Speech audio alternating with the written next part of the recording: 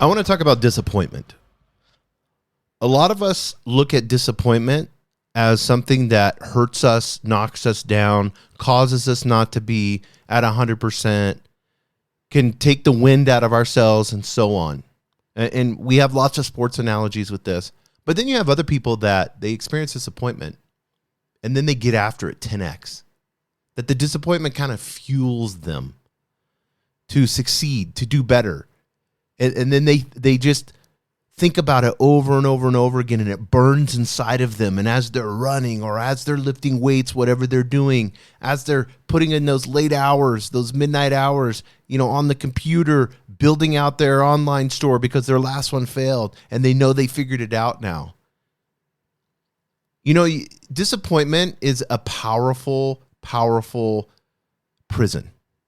And it can lock you up in that prison cell pretty quickly and lead to just you sitting around a bunch of inaction and then just narcissistically thinking over and over and over again how fucked up you are, how fucked up this person is, how horrible this is. And it just causes you, it's basically just a big pity party.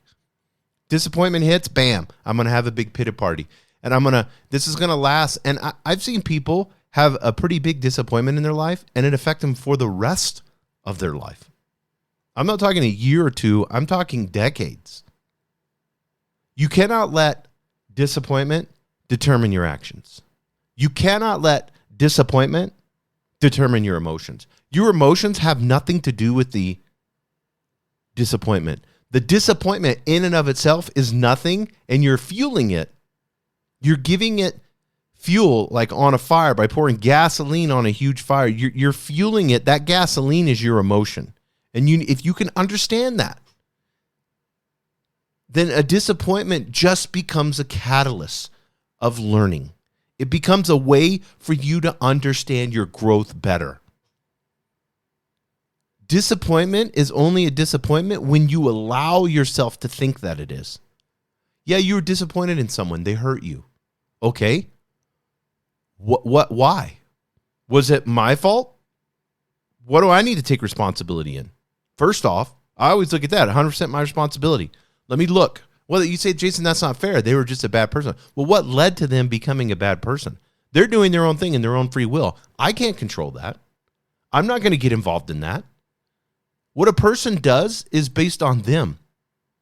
And I get into my spiritual podcast, Higher Density Living, a lot, but if you have a oneness mentality, if you believe that we're all divine creation, then you have to understand that you thinking that you're separate from them and that they're a bad person, no one's bad. We're all going through learning lessons, right? The things that you've done that you view as bad in your life, if you allow it, can be the biggest lessons that you could ever learn. And they turn into some beautiful, what we view as suffering turns into blessings, don't they? What we view as the worst time in our life can be that moment to where it causes us to wake up that big 2x4, that mental 2x4 over the side of the head and say, hey, you know what, Jason? You need to get your act together. You've been goofing off. You've been doing this. You've been doing that. Let's step it up. What does that look like to step it up?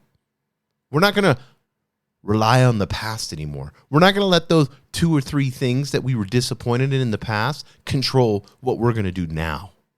Because now has nothing to do with the past. I can change my actions in 1 second. I'm going to blow your guys' mind. Do you know all your senses, taste, touch, feel, all of those are in the past. You experience one, that's the past. So guys, and the past is an illusion. That disappointment is a big disappointment to you because of your emotion and your feelings. So I encourage you guys. Here's what you're like, well, how do I get over this? By not dwelling on it, by not thinking on it. When you think on it, say this emotion, that is not real. That emotion that I'm feeling, that disappointment, is not real. It's not real. And I'm not going to allow this thing that's not real to tear me down. It's going to build me up. And so instead of being disappointed, I'm going to go do this. I'm going to go take a trip. Yeah, it's going to cost me $2,000 and I got to put it on a credit card, but I'm going to go do that.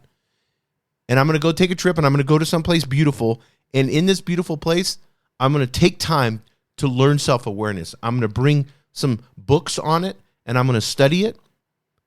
And I'm going to sit in a beautiful place, and I'm going to learn, and I'm going to get over this disappointment during this holiday. Or whatever it is, guys. You can go on a long drive. Drive to the next state and stay at an Airbnb and go through the process. Figure it out. And every time you catch yourself feeling disappointed, call it out. That's self-awareness, guys. That's beautiful. Do not let disappointment determine your actions. Thank you for joining us on the Albuquerque Business Podcast. And thanks to our sponsor, RigbyDigital.com. Make sure to subscribe and share. And go to abqpodcast.com. Get show notes, resources, and links to everything we talked about today to help you navigate your journey as an entrepreneur and business owner.